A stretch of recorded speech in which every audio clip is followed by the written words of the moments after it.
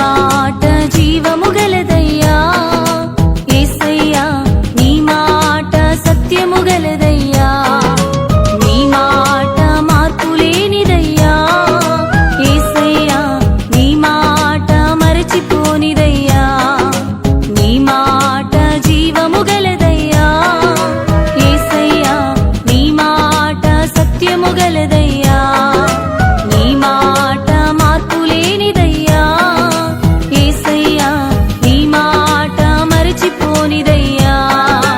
ఏది మారినా నీ మాట మారదయ్యా, ఏది ఆగినా నీ మాట జరుగునయ్యా.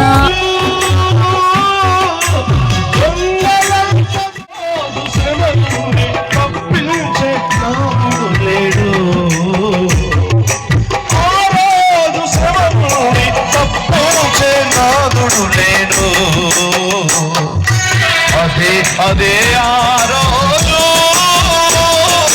యేసయ్య ముక్త రోజు, ఏడేళ్ల శ్రమల రోజు, పాపులంతా ఏడ్చే రోజు, అదే అసలు ఏం జరిగిందని కూడా కనీసం అడిగిన వాళ్ళు లేరు. కానీ తమ్ముడు ఫోన్ చేసి ఎలా ఉందన్నయ్య అని, వాక్యం చెప్తున్నారు తమ్ముడు అన్నాను, సంతోషం అన్నయ్య అని చెప్పేసి తర్వాత మాట్లాడతానని ఫోన్ పెట్టేశారు. వారికి నా పట్ల ఉన్నటువంటి ప్రేమ బాధ్యత ఎంత గొప్పదని గత రాత్రి ఆ ఫోన్ విన్న తర్వాత చాలా సంతోషించాను. ఎందుకంటే మన కొరకు ప్రార్థించే దైవజనులు మనకు ఉంటాం, చాలా సంతోషం.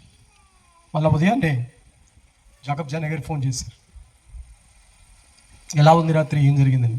వాక్యం ఏం చెప్పారు అడిగి, ధైర్యంగా ఉండండి, పర్లేదు, బాగా జరుగుతుంది, రాత్రికి పెందలకాడ వస్తానని చెప్పి దైవజనులు మాటిచ్చి ఈరోజు వచ్చి అద్భుతమైన వాక్యాన్ని అందించారు. ప్రత్యేకంగా వారికి వందనాలు తెలియజేస్తాను.